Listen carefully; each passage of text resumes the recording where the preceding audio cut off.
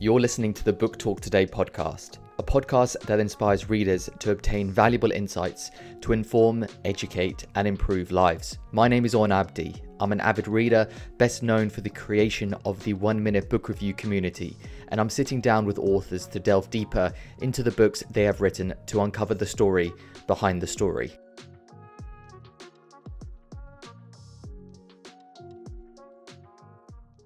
Today we are joined by Adrian Wooldridge. Adrian is the Economist political editor and author of the Bagehot column. He is author of 10 previous books, and today we'll be discussing his most recent book, The Aristocracy of Talent, How Meritocracy Made the Modern World. Adrian, it's a pleasure to have you on. Thank you for inviting me. You're welcome. And it was very interesting, Adrian, because only a week ago I found myself dabbling back into Plato's Republic. And it was interesting because in the beginning of the book, you made reference to, obviously, Plato and the Aristocracy of Talent, and I knew I was having you on, so I thought it'd be good to do a reread and have an idea about where the origination of the Aristocracy of Talent comes from. So for anyone who's not aware of Plato and the Aristocracy of Talent and the idea of meritocracy, I think it'd be good to talk about what it is and why meritocracy is so important. Well, meritocracy essentially means judging people on the basis of their individual abilities and individual promise rather than on the basis of their family connections or on the status that they were born to in society. It also means a little bit more than that.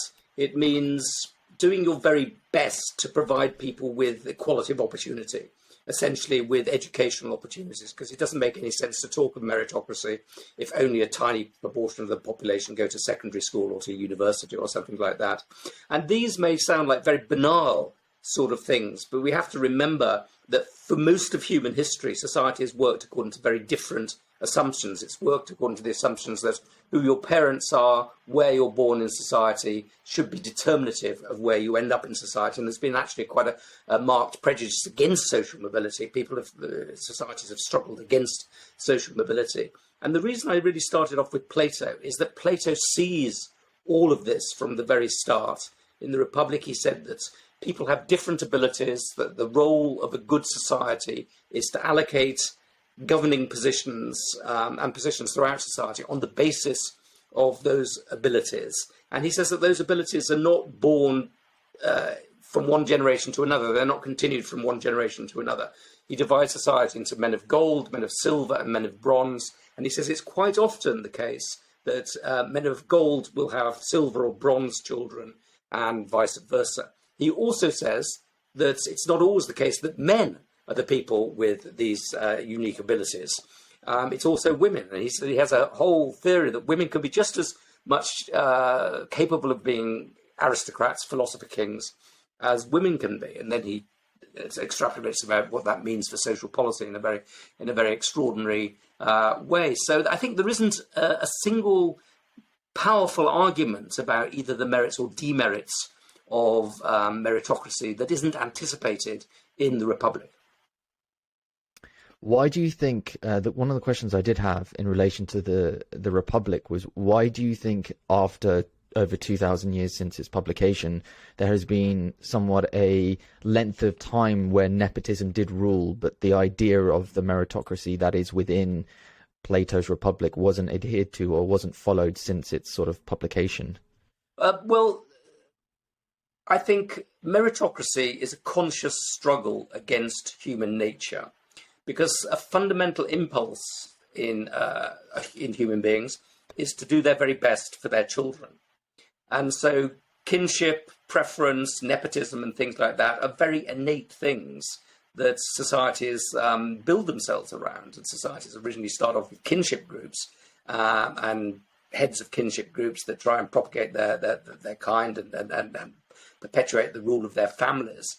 So I think that's a very fundamental thing in the human species and the human psyche. So you have to build an elaborate set of institutions which push against that wish, that natural wish. And what's one of the most extraordinary things about Plato's Republic is he understands this, and he says that in order to create a proper meritocracy or a proper system of aristocracy of talent, you have to raise children communally. You have to prevent the ownership of private property. And he even takes it to the extent that parents, fathers shouldn't know who their children are. So he says that you should have state-sponsored orgies to create the next generation, in which highly intelligent men mate with highly intelligent and beautiful women and that sort of thing. Now, this may sound crazy, and indeed it is. It is slightly, just slightly. But it does show that he has grasped the fundamental tension between creating, on the one hand, a society which makes the maximum use of its talents and gives a real sense of equality of opportunity, and the human impulse not only to give advantage to your own children, but also to use public offices to accumulate private property, which is another of the things that he's really worried about. So, as I say, there isn't a single, even though Plato's solutions to these problems are extreme and non-workable, he understands what the problems are, and these are problems which have haunted the meritocratic ideal all the way through its very long and tortuous history. Definitely, and I think that part of the reason why he comes up with that logical or rational view of it is the fact that he sees democracy as having the three critiques. And I know in the book you touched upon the three critiques that Plato gave of democracy. The first being that ordinary people don't have knowledge of the elements of good governance. And the second one being that it produces bad leaders. And the third being that it puts too much emphasis on freedom. So do you feel like all of those are still valid critiques? Because I read those three critiques of democracy and I'm like, that seems valid even to this day. Absolutely. The extraordinary thing about Plato argues that democracy is the most attractive of all forms of government. It's like a coat of many colours, he says, which you go to the marketplace and it catches your eye because it's so exciting. But ultimately, it is the most dangerous of all forms of government because its attractiveness is very superficial. And when you buy the coat and take it home and start wearing it, you find that it falls apart or transforms itself into something else. And that something else is tyranny. What Plato is really concerned about is that democracy very easily becomes tyranny. Plato is very concerned that democracy very rapidly becomes tyranny because people choose the most superficially attractive leader, the one who makes the most extravagant and appealing promises, and B, because the rich get worried about the power of the poorer people to expropriate their property and choose a tyrant. Now, a lot of these criticisms have been very of democracy have been very out of fashion for a very, very long time. And Plato, indeed, has been accused of being one of the ancestors of fascism and totalitarian thought in various ways. But it's very hard, if you've been through the agony of the Trump presidency, not to read what Plato says about democracy turning itself into tyranny and not to think, my God, he's saying something which is true. This is Trump that he's describing, because he says the tyrant is somebody who can't control himself, who's flashy, who's uneducated, who appeals to your people's basest instincts. So it's hard not to get to think that there's something in what Plato says. Now, I said with all of Plato's arguments, they're too extreme and his solutions are unworkable. But there is a kernel of truth there. And I think if you look at the history of democracy, most governing regimes that would claim to be democratic have also built in a meritocratic element. They've tried to build in filters between the will of the people on the one hand and policy on the other hand. Most obviously with the United States at its founding, which tried to create all sorts of, they created a lower house, which was very close to the people, had elections every 2 years and was meant to reflect opinion, but they also, popular opinion, but they also deliberately created filters. The Senate was given 6 years. Well, originally the Senate was elected in a complicated and different way, but it was given 6 years to cool it down a bit. The Supreme Court justices were given tenure for life to make sure that they didn't respond just to popular opinion, but they could stick to the verities of the Constitution. So there are all sorts of filters. If you look at Britain, we've created filters. The House of Lords being, I think, particularly unattractive filter, but we've tried to create filters. The French have done exactly the same thing. So all sorts of, and indeed the Germans with the upper chambers, all sorts of democratic systems recognize that for representative democracy to work very well, it also has to be constrained. And indeed, giving the independence to the Bank of England or the independence to the Federal Reserve is another way of creating institutions which are meritocratic rather than democratic. So again, I mean, we're getting fixated on Plato here, but Plato did see very deeply the nature of the future, I think. I think it was important, though, to reference that fact, because I think that's the central theme of the book, though, in that respect. It's like, obviously it's in the title, but it's like, where does that idea of meritocracy come from? And how is it ebbed and flowed through history, through different populations, through different civilizations? So I think it's important to reference that. One question I did have in relation to the idea of obedience and hierarchies. At the beginning of the book, you talked about like the biblical references of obedience and hierarchies, and how it's somewhat told in a certain way through the Bible in its sort of harsh and indirect ways. But do you believe that the Western adherence to formal religion and its somewhat decline has been correlated to the rise in sort of a belief in meritocracy? So as religion and formal religion has declined and people follow it, there's been a somewhat increase corollary to the rise in meritocracy? To some extent, well, Christianity is particularly interesting here because on the one hand, there is a very conservative element in Christianity, or at least Christianity in the way that it's been interpreted by the Catholic Church, which is this emphasis on obedience, subordination, hierarchy, the natural, the human order as being a reflection of the natural order, and indeed the family being the basic constituting order of society.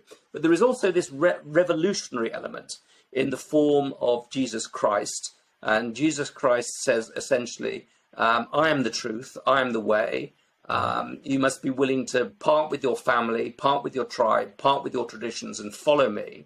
And also being a radical egalitarian, saying that hierarchy is unsupportable, that the rich man can't get to heaven, all of this sort of stuff. So there is a radically individualistic element to Christianity there, which is in tension with the formal Catholic hierarchy. And you see this tension all the way through the history of the West. You see it in some of the monastic orders, which avowed poverty, and which are radical challenges to the status quo in society. You see it in the emphasis on celibacy, with the church saying, we won't have, members of the church saying, we won't have children so we can dedicate ourselves entirely to the good of society. You see it with the Reformation, which rejects hierarchy and says it's, by faith alone, by your own judgment, you should make things. So I think all the way through this being meritocratic is an odd word, but an individualistic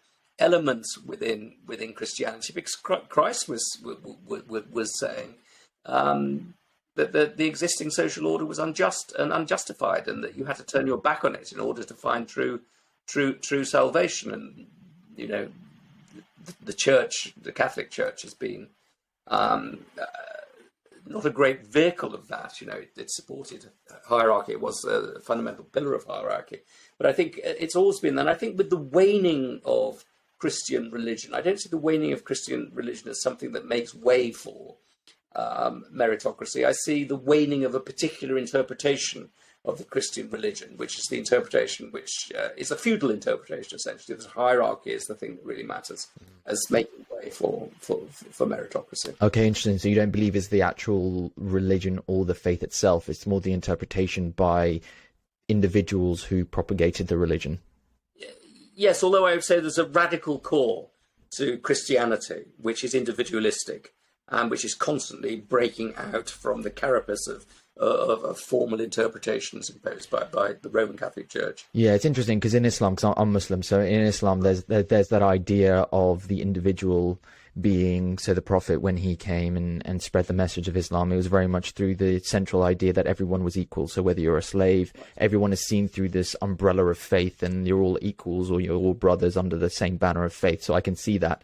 But the difference, especially in Christianity, is the fact that we don't have somewhat like a papal view of the way that the religion is spread, like there's not a pope in that sense, and we don't follow a pope, and we don't have this system and this hierarchy of obedience through it. So I just think it's interesting to make those distinctions.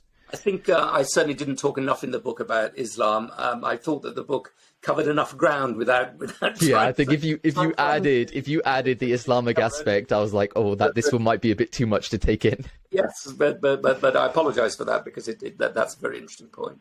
No, I definitely believe so, and I think obviously I'm unique in the fact because I know Islamic history and obviously the religion as well.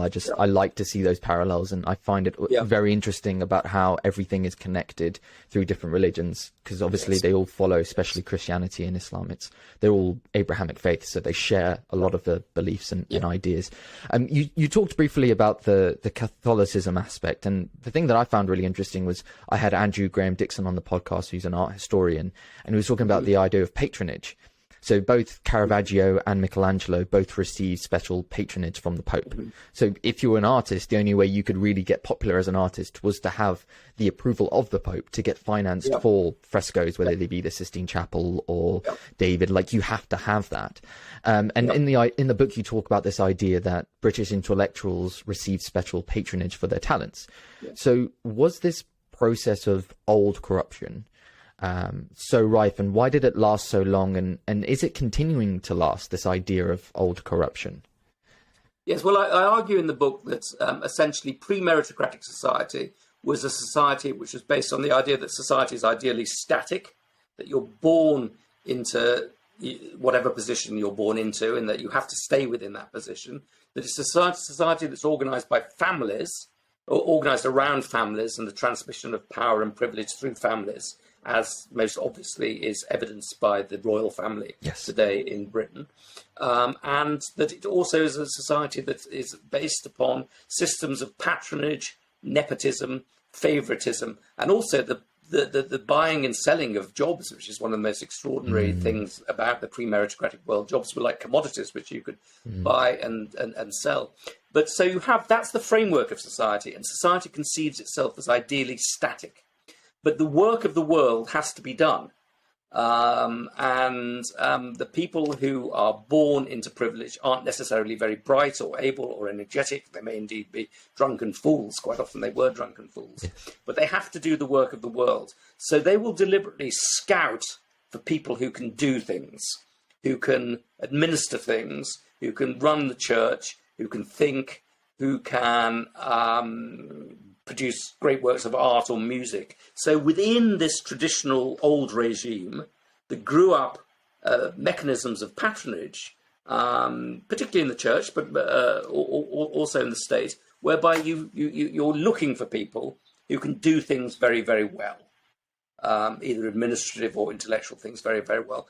And you also begin to set up schools, such as Winchester or Eton or Westminster or the rest of them, which were originally designed to take poor boys, as it was then, and train them for the priesthood or for the administrative state. And you also have a lot of people, aristocrats, who pride themselves on their ability to spot intelligent, musical, talented people and give them a leg up the social system. So there's a sense in which meritocracy grows up within the established social order, but it is always, as it were, subordinate to the established social order, and it's the social order that's trying to reproduce itself and just steal a few people from the lower classes and give them a step up, although many people have prospered from that system. Definitely, but in reference to that, you talk about the educational elite as well. You talk about the idea that in those systems of over generations of talented individuals picking talented individuals, you get this diaspora between those individuals that are very highly educated, and then you have the people who don't obviously have that access to that level of knowledge and those people. So can you just talk about that and how the educational elite has formed? Sure. The most obvious creator of this is the church, because the church has a rule of celibacy, so it's not reproducing itself. It has to recruit people from outside the church. Celibacy was not always practiced, but basically it had to recruit people from outside the church in each new generation to fill jobs. So the church is always looking for for people. And often it's looking for scholars or it's looking for musically talented people. So it's very deliberately going around sifting people for talent. Also, the state needs to run itself. And as it becomes more complicated and sophisticated, it's looking for people with bureaucratic abilities. So if you let's think of Henry VIII. Henry VIII is the most important chief of staff, as it were. It's first of all Thomas Wolsey, the son of a butcher, and secondly Thomas Cromwell, the son of a sort of ne'er-do-well, really. And Henry VIII spots them. He knows that they can do their job. He brings them in. He gets them to run the government. And then when they annoy him in various ways, he beheads them. He gets rid of them. Yeah. And this pattern of choosing able administrative advisors and quite often dispatching them is very, very common in pre-modern society. It's also the pattern of the church promoting brilliant scholars or brilliant musicians is very, very common. So you do see, on the one hand, an aristocracy which perpetuates itself and sets the tone of society, but also quite dramatic processes of social mobility because particular people, Thomas Becket is another one, particularly chosen for their administrative and intellectual skills and given a huge degree of social promotion, but it's always subordinate elements within society in order to perpetuate a society that conceives of itself as hierarchical and ideally as static as possible. Yeah, definitely. I think we've been focusing on the West quite a bit, and one of the interesting things that I found is you talk in depth about the Mandarins of China. So I had the opportunity of visiting China in 2013. I spent, after my second year at university, I taught English at a high school there, and I had the opportunity of visiting Beijing, and in particular Confucius' temple. And it was there that I kind of more embraced the idea of what Confucius was talking about with the analects and stuff. So I found it completely fascinating when you were talking about it. And I just wanted to get your take on the differences between the European counterparts that were talking about the ideas that we've talked about and what Confucius was talking about, and how they set up their systems and this idea of self-restraint via self-cultivation. Well, China is an absolutely extraordinary story, because whereas we had Plato writing a book about how society should be run by the men of gold and constructing a very elaborate theory, but it's nevertheless just a theory about how to organize society. We had China in many ways actually putting this into practice on a massive, massive scale. So China selects a Mandarin aristocracy through a process of rigorous exams, which are taken quite early on by about 10% of the entire population. And these are exams that test your ability to interpret and regurgitate and to mimic various Confucian texts and Confucian ways of thinking and writing about the world. And this starts very early. So by, let's say, the 9th century, China is selecting a lot of its ruling class by examinations at a time when we are run by people with names like Eric Bloodaxe. We're going around chopping our way into power, and they're examining their way into power. And that system lasts all the way till 1905 when it finally collapses. So it's an extraordinarily long spell of time that China is selecting a Mandarin elite, testing about 10% of the population every year to look for this talent, and conceiving of talent as the ability to read and interpret Confucian texts. And this does two things. One, it looks for talent.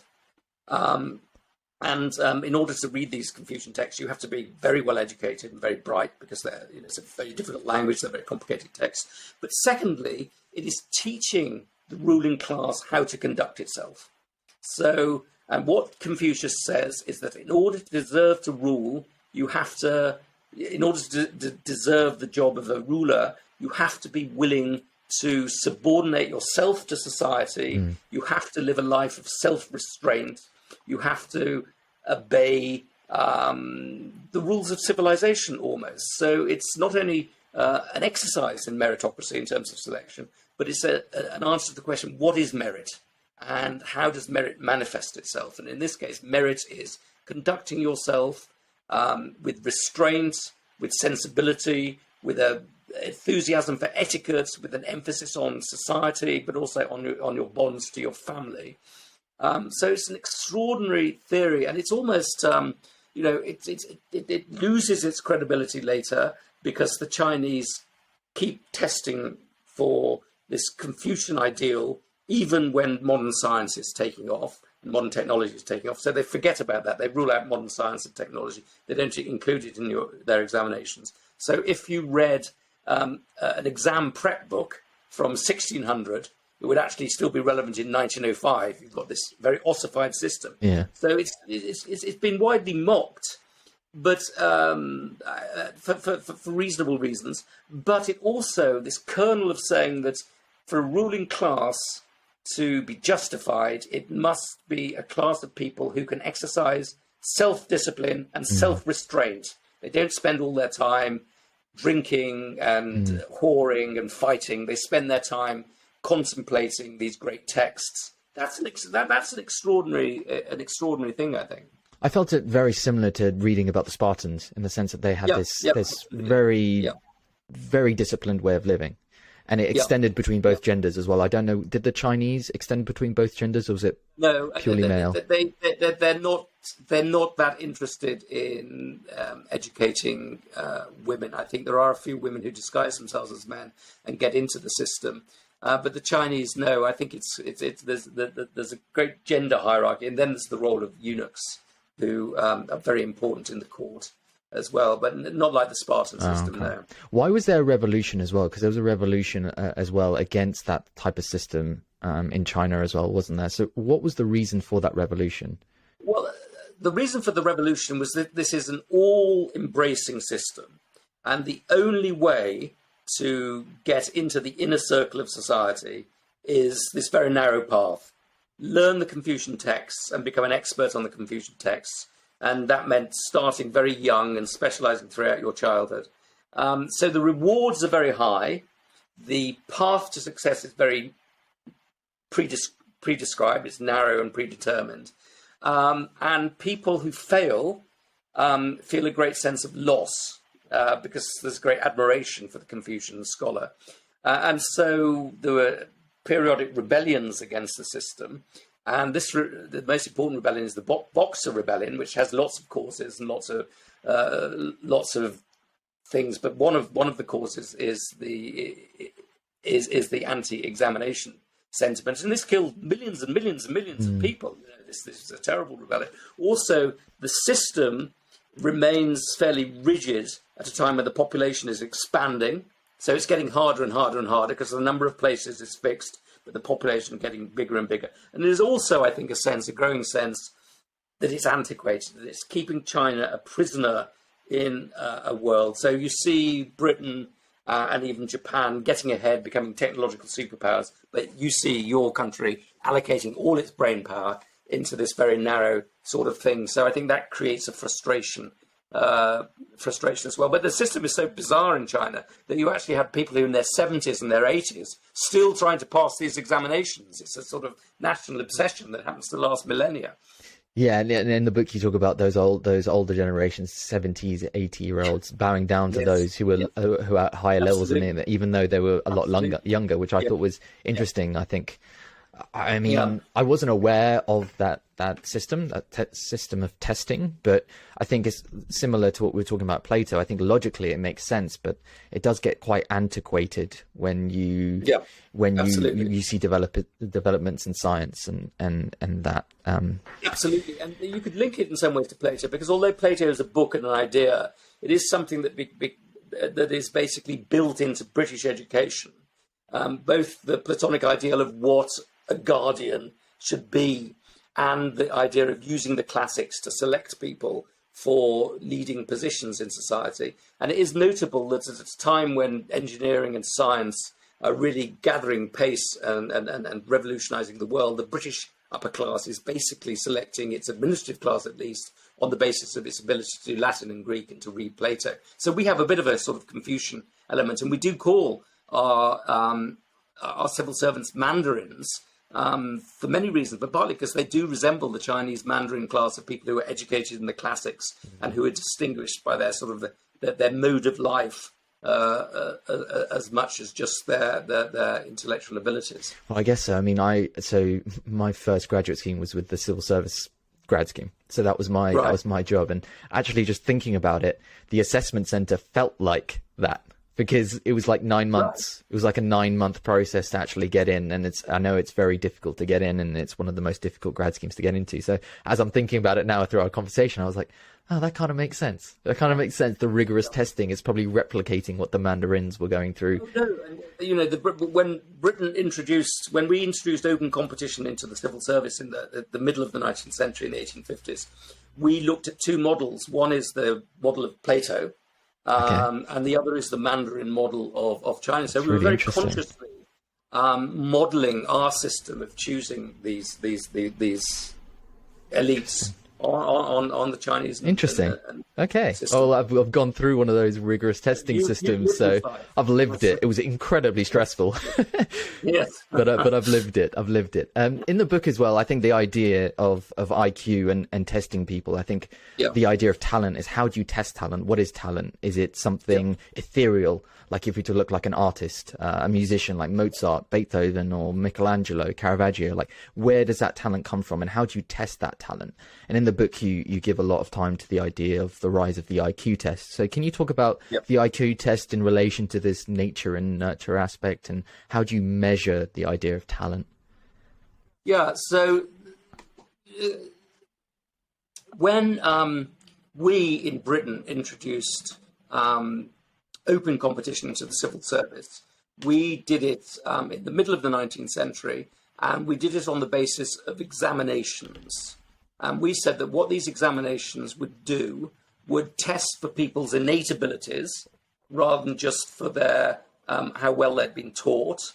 And it would look for people's promise in later life rather than just their achievements hitherto. So we're trying to select an aristocracy of talent, people who were genuinely talented rather than people who'd been fed like geese, like foie gras geese, and people who would be able to do lots and lots of different things. We were looking for a general ability. So the ability needed to be innate, it needed to be general, and it needed to be predictive of the future. That raises really interesting questions.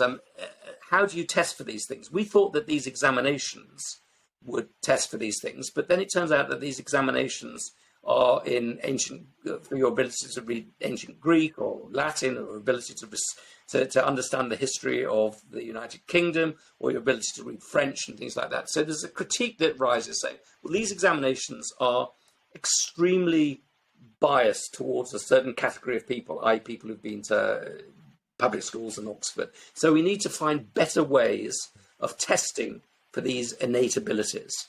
And this is where IQ testing comes in. IQ testing is essentially an attempt to provide less culturally contaminated ways of finding general ability, innate ability, and ability that can be predictive of the future. So that one of the people who comes up with ideas for these tests and comes up with a theory of how ability is distributed in the population is called Francis Galton. Then various successors come along, like Charles Spearman and Cyril Burt, who are all preoccupied by these basic questions. How can we make sure that tests are not culturally loaded? So you get tests that are much, much more abstract than tests of ability to know Latin and Greek and history. So you're looking for the ability to recognize patterns in words and numbers and predict sequences and things like that. How can we know what is the distribution of ability within the population in general? So how do we know how innate ability is distributed? So if we get only people who've been to certain schools coming top of these civil service tests, how do we know if that's a true reflection of innate ability in the population? So you get big surveys of the distribution of abilities in the population. And is there such a thing as general ability? Or are there lots and lots of specific abilities, an ability to read, write, think, draw, do music? Are these abilities all drawn together? So you start off with this big question when you're looking for administrative elites: innate, general, predictive, and then you move away from sort of university-style tests towards much more these puzzles, Yes. which are supposed to predictability, and these elaborate theories of the distribution of ability in the population. But I think that IQ testing starts off as critique of an educational system which inevitably distributes its favors, and an administrative system which inevitably distributes its favors to the well-educated. And it's asking the question, well, can we look beneath this veneer of education to find true ability, or ability in its purest form? And IQ tests are, again, a solution to Plato's great problem. Plato's great problem is, how can we find the men of gold? How can we find the men of silver? How can we find the men of bronze, given that the parents and children are not identical? How can we sift the population and make the population mobile so that the opportunity and ability reflect each other as closely as possible? Yeah, it's interesting you say that, because when I transferred from university in relation to the testing that I did for the civil service, it was like, you're tested in university on your ability to memorize. So even if you're writing an essay, you're memorizing dates in reference to history or a certain way of politics. I studied politics, so a certain political theory in relation to the question. And then when you went to your testing for the civil service, it moved to more personality tests, spatial awareness tests, like how do you, like you said, recognize patterns. And it's not so much about your ability to memorize, it's your ability to dissolve complex ideas into something that can be used in the practical world. Yes. Yeah. So this problem of how do we get away from just rewarding memory and just rewarding being well taught drives the British to create the 11 plus system, which is a system designed to find clever people in the whole of the population, and becomes absolutely massively determining of people's lives. So after the 1944 Education Act was introduced, everybody had to sit the 11 plus. And everybody's life could be determined by whether they pass or fail the 11 plus. Yeah. The upper classes go to private schools because they get out of the system. But it's sort of a Calvinist system. You're either saved or you're damned.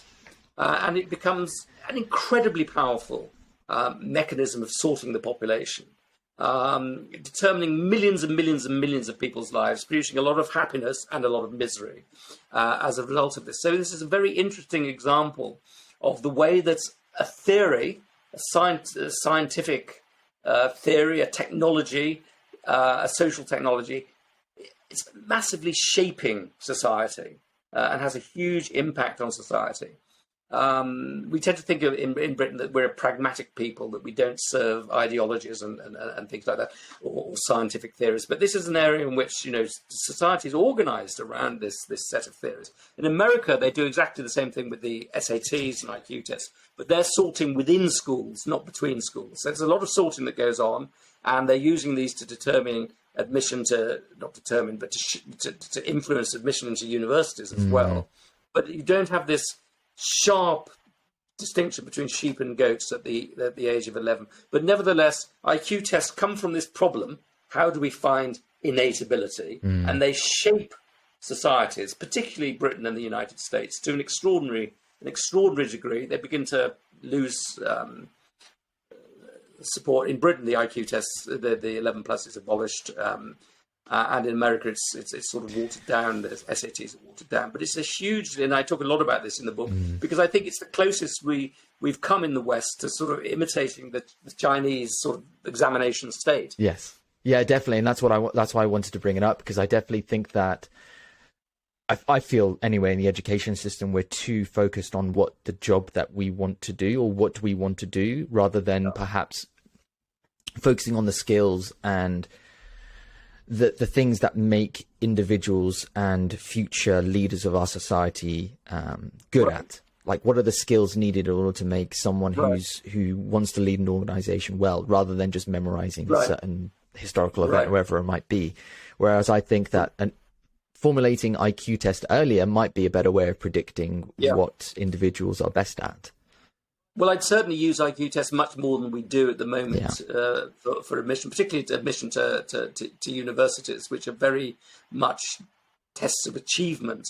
And what we've tended to do is to supplement tests of achievement in terms of passing A levels and O levels with these really weird personal statements, which I think are about as useless as anything could possibly be, because what they basically test is sort of social privilege, social advantage. People's personal statements. You can be coached in personal statements, but they're not really personal statements. They're sort of I don't know. They're parades of your cultural privilege quite often, with a little bit of cultural lack of privilege thrown in for effect. Definitely with experience as well, because I know they ask for experience as well, and the only real way that you get experience pre-university is through any type of network or privilege that you might have. So I definitely agree with that. Yeah. Especially for those that want to do a certain type of qualification. I think you have to have a level of experience, whether that be banking or economics or finance. Yeah. You definitely need some experience, and the only way you get that is by knowing someone or having someone that you know. So, which I think is very interesting. Can you talk a bit about, we've been talking about sort of the formation of meritocracy, the idea of why it's important, but can you talk about some of the critiques? So in the book, you dedicate 2 chapters, one to the left, the political left, and one to the political right. And the political left taking issue with how merit is measured, and instead we should focus more on equality. And I know we've just talked about that in reference to the IQ test, and also the political right focusing more on, provinces versus the capitals, and a move back to nationalism, as we've discussed with Trump. And you can reference that to Nigel Farage and Brexit and stuff. So can you explain why both sides of the political debate are moving away from this idea of meritocracy? Well, we had a big revolt against meritocracy on the left, which starts in the 1930s with just worries that IQ tests aren't very accurate measures of ability, but then broadens out into a much more general cultural critique of meritocracy, which says that meritocracy has essentially smuggled a false ideal into the socialist idea of equality. And that false ideal is equality of opportunity created through competition. And it says, well, this is what we as socialists really believe in, is equality and community and fraternity. And what we don't believe in is equality of opportunity, which is just another excuse for people to compete with each other. So that's, and that was brilliantly expressed, I think, in the book which gave the term meritocracy to us all, which was written by Michael Young, called The Rise of the Meritocracy in 1958. And the rise of the meritocracy was, contrary to people's memory, not a celebration of this great progressive process of meritocracy, but was a critique of meritocracy, because it said it created a society in which we're all elbowing each other aside to try and get to the front of the queue. That's not socialism, he says, that's just capitalism by other means. So that's the sort of the broad left-wing critique, and it's a critique which leads to the abolition of the grammar schools, the creation of comprehensive schools, the creation of mixed ability classes and things like that. And it's a critique which survives now very vigorously, I think, in the form of the argument that meritocracy is just propaganda for plutocrats. It's the argument that meritocracy is just a way in which people who are sitting at the top of the system can justify why they're at the top. So I would say, in the letters that I've got and the tweets and the emails I've got in reaction to this book, a lot of people are saying, without reading the book, I would say, but they're saying, all you're trying to do is justify the status quo, and the status quo stinks. Well, I agree that the status quo stinks, but I'm not trying to justify this book at all. So that's the left-wing critique. In reference to the leftist critique, I think it's important to understand that the leftist critique is, I think, at the moment, talking a lot more about equality of outcome rather than equality of opportunity. Absolutely. So do you feel like a lot of people are looking at through the lens of equality of outcome rather than equality of opportunity? So I didn't make myself clear enough, but what I'm trying to say about Michael Young is he says that the socialist world wants equality of outcome, not equality of opportunity. They want differences to be minimized.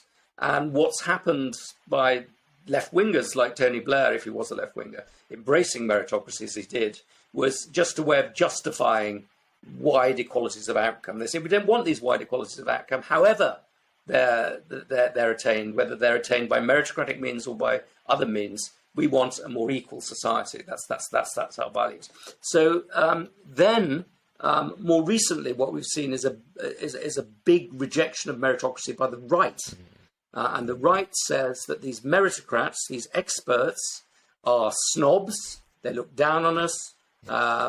They are arrogant. They are justifying their positions of privilege in meritocratic terms. And they are basically the people who ruin the world with the financial crisis, ruin the world with neoliberalism, ruin the world with globalization, and they just don't care about ordinary people.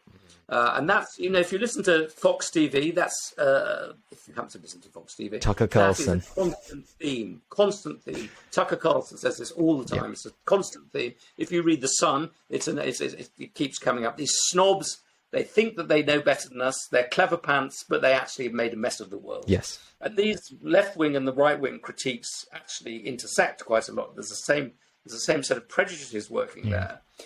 Now, there's always been left-wing critiques of meritocracy. There's always been right-wing critiques of meritocracy. There's always been middle-of-the-road critiques of meritocracy. But what's happened now is that the left and the right and the centre have all come together in rejecting meritocracy. There's never been such a broadly based critique of this idea, which, in my opinion, made the modern world, and it's never had quite such a wide range of impacts as it's happening at the moment. So these critiques not only generalized, but they've gathered momentum and they're beginning to shape social policy in very fundamental ways. What is that shared critique then between the left, middle, and right? Well, the shared critique is that the meritocratic elite isn't really meritocratic.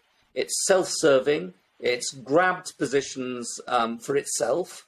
And it's arrogant, it looks down on us, and it's made a mess of the world, most particularly in the financial crisis, that it's not governed the world very well.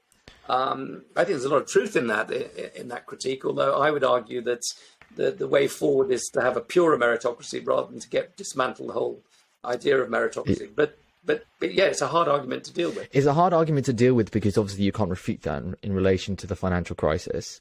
But it's also important to understand that the shaping of our civilization, especially in the West, has been through that meritocracy. So it's like you can't just refute the whole system itself, the idea of meritocracy, because it's what's built our system of democracy, as well as our economic system, political system, judicial system. And they just want to, I guess, just see the system go. Yeah, but I mean, do we want to go back to the pre-meritocratic world where jobs were bought and sold, where people inherited jobs from their parents, I mean, where the idea of social mobility was anathema? No, I don't think we want to go back. But where do we go from here?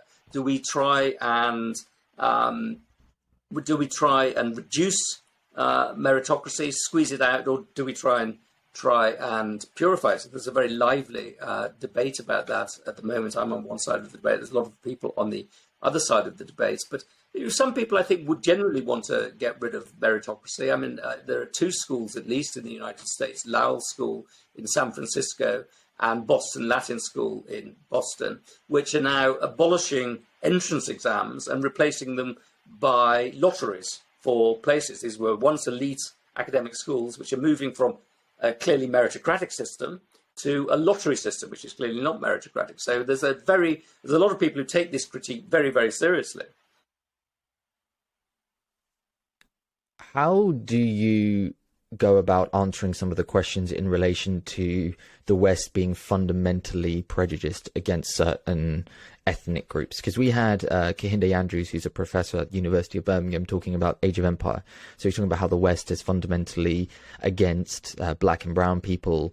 How does the idea of meritocracy relate? Do individuals who have that point of view usually see meritocracy as a bad thing, or do they see meritocracy as inherently just a colonial view? I would say that, in my view, meritocracy is an inherently radical idea, which is inherently a critique of the status quo, and which says that people should be judged according to their individual abilities, their individual merits, not according to what broad group they belong to. And that is, by its very nature, a revolutionary idea.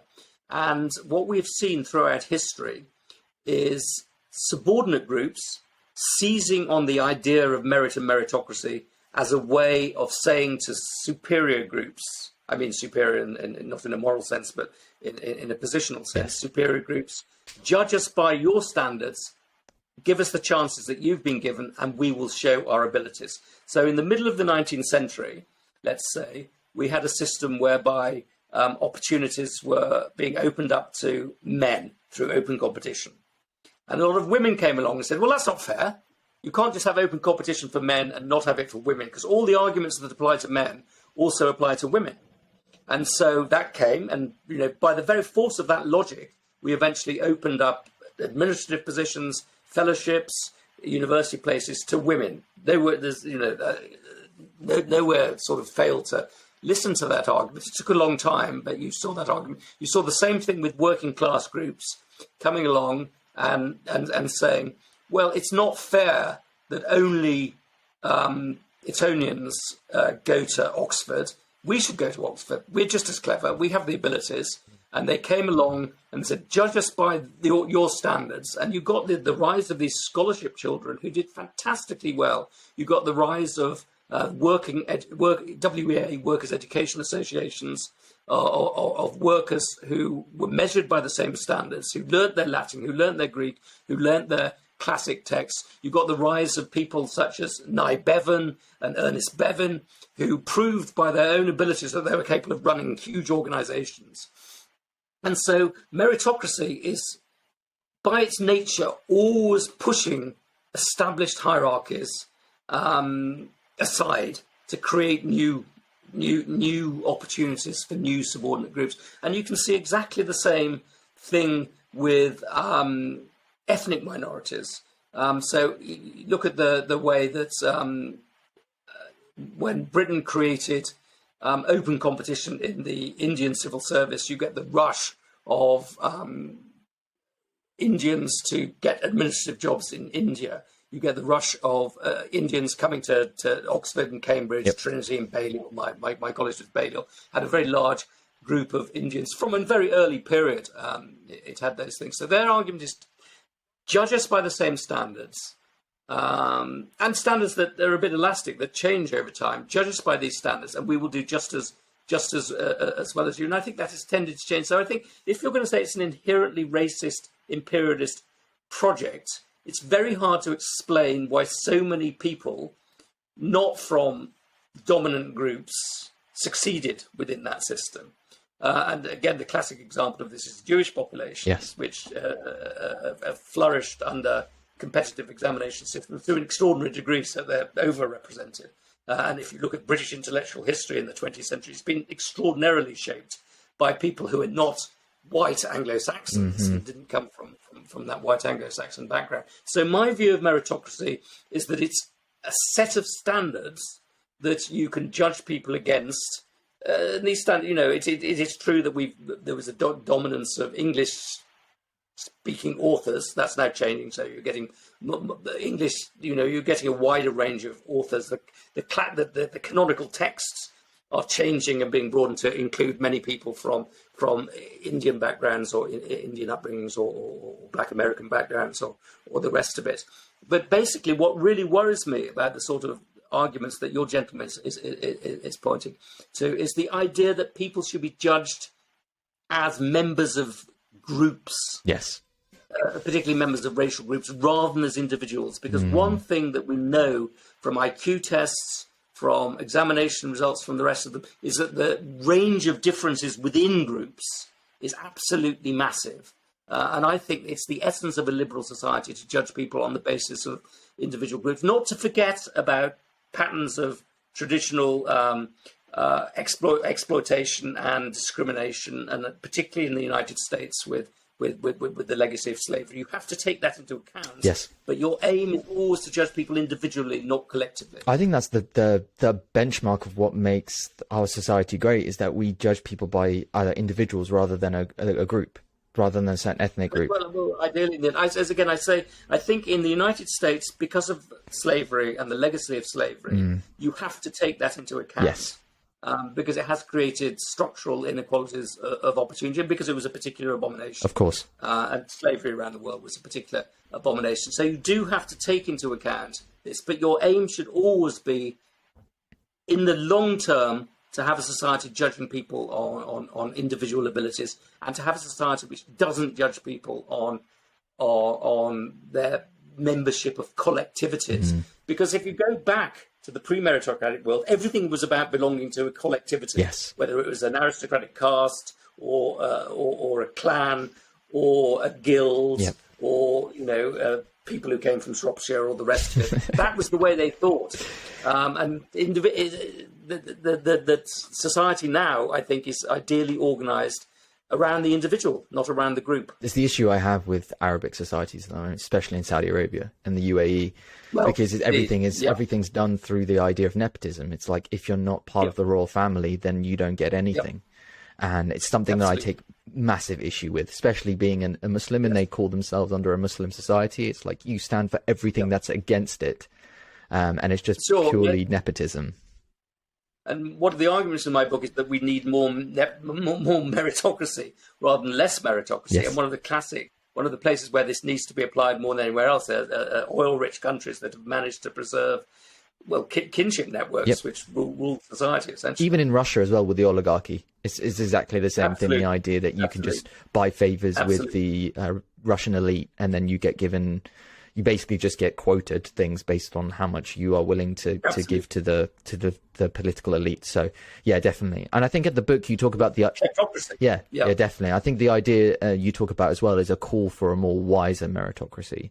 So what does that wiser meritocracy look like, and how can we become reacquainted with the historical importance of meritocracy? Because that's actually what I think your book is. Your book is a call to have a look back at history, to have a look at why meritocracy is so important, and how can we move forward with like you said, a wiser view. So what is that wiser view of meritocracy? What I argue in my book is there's a lot of call for getting rid of meritocracy or diluting it. And I say, well, look at meritocracy historically, and you'll see what an extraordinary progressive thing it has been. But also look at it historically, and you'll see what an incredibly rich thing it has been. And one of the things it is being concerned with is the relationship between talent and virtue. And we've always had the idea that it's not just enough to have talent, you must also exercise that talent in a virtuous way. And I think one of the things that's happened in the last 20 or 30 years, partly because of IQ tests, which are supposed to be pure tests of ability, but also partly because of the rise of a new ruling class that thinks it's there only because of its talent, because they deserve it. Yes. It's their phrase, we deserve it, is you've had a demoralization of merit, that the people who come to the top of society think that they're there on their own bat. They're like, somebody once said of George H.W. Bush that he was born at third base and thought that he'd hit a triple. And these people are the same. They think they deserve it. So they're willing to be much more greedy, I think, or overtly greedy than previous members of the ruling class. If you look at ex-prime ministers like Tony Blair or David Cameron, they're grubby and self-enriching in a way that people like Harold Wilson, I don't think, ever were.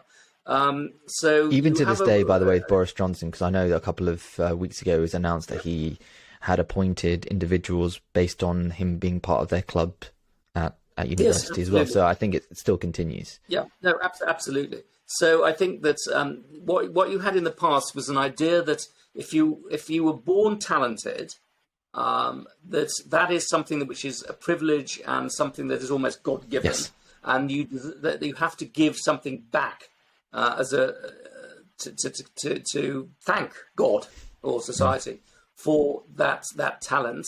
And so if you look at what happened in Britain in the middle of the 19th century, you had a country that was run by a bunch of very self-interested aristocrats who were essentially plundering the public sector for sinecures and jobs and to make themselves rich. And you had a moral reformation in the middle of the 19th century, which was not just opening opportunities to in the civil service to talented people, but also saying if you're a civil servant, you're doing a public job, and you've got to exercise your privileges and your powers with restraint when it comes to money and with dignity.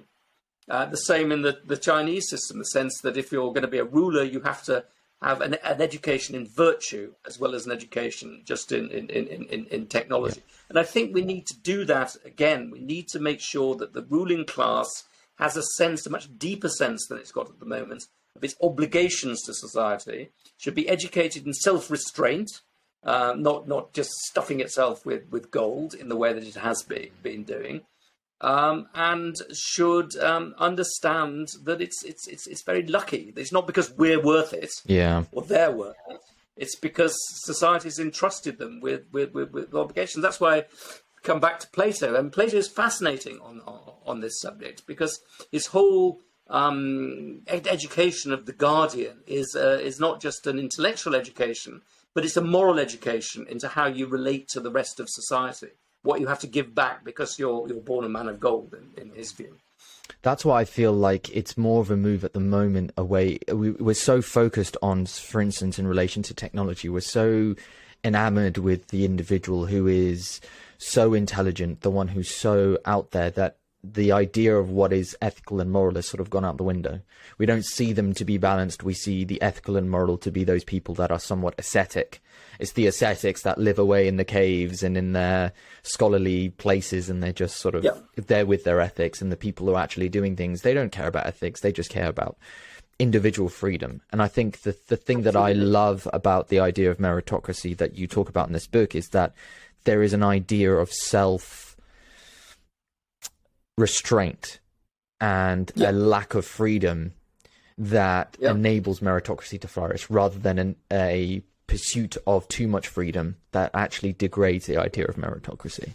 Well, you see, one of the things is that people argue that meritocracy is propaganda for plutocrats and is a way of justifying the capitalist order, and sort of an Ayn Randian sort of justification for the status quo. But my view is that meritocracy is a counterbalance in many ways to capitalism, and a counterbalance to the logic of the argument, which to the logic of the market, which says we have to make sure that we provide equality of opportunity. Whatever your parents are, you should have something approximating to the same opportunities as richer people, but also that must deliberately select a sort of civil service elite which can look in the long term rather than in the short term, which can act as a counterbalance to the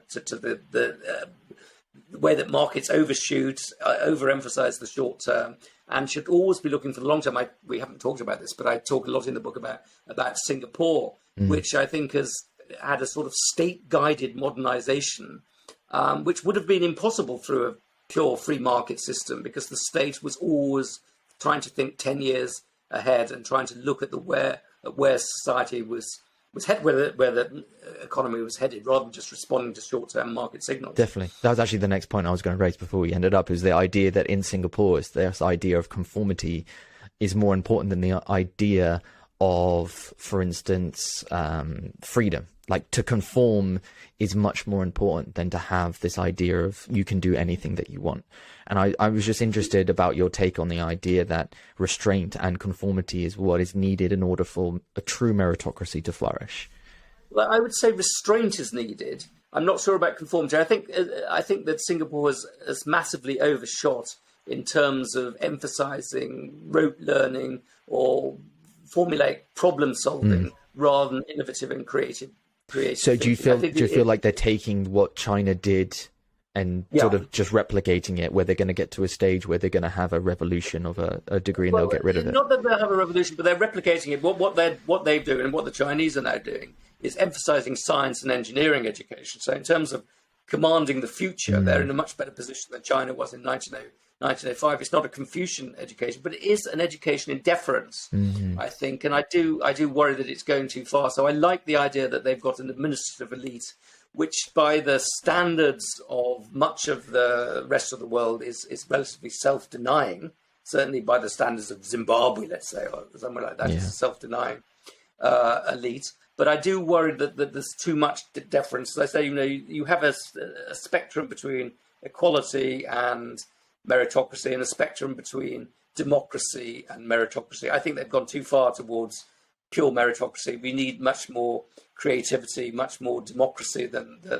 they have. But nevertheless, if you look at the progress they've made since the early 1960s, it's absolutely astonishing. Yes. They're doing more right than wrong. Yes, definitely. I would definitely agree with that.